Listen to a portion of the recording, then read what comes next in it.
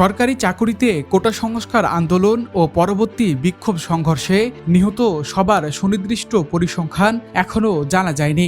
তবে হাসপাতাল স্বজন ও মরদেহ নিয়ে আসা ব্যক্তিদের সূত্রে সংঘর্ষ সংঘাতে এখন পর্যন্ত 210 জনের মৃত্যুর খবর পাওয়া গেছে, যেখানে নিহত ব্যক্তিদের 75% শিশু, কিশোর ও তরুণ।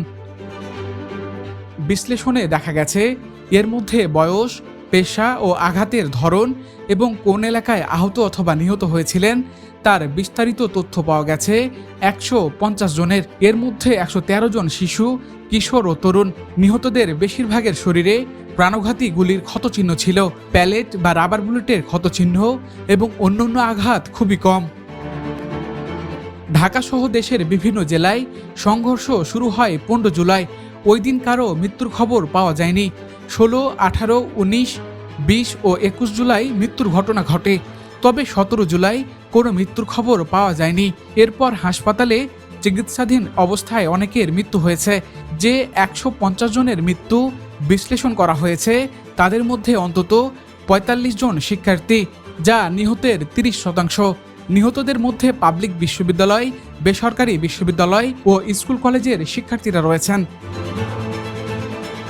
স্বরাষ্ট্রমন্ত্রী আসাদুজ্জামান খান জানান, সাম্প্রতিক সহিংসতায় এখন পর্যন্ত 147 জনের মৃত্যুর সংবাদ তাদের হিসাবে রয়েছে। তারা অনুসন্ধান চালিয়ে যাচ্ছেন।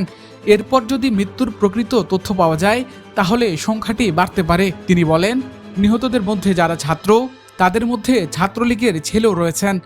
বিভিন্ন শ্রেণী পেশার, বিভিন্ন বয়সের মানুষও রয়েছেন।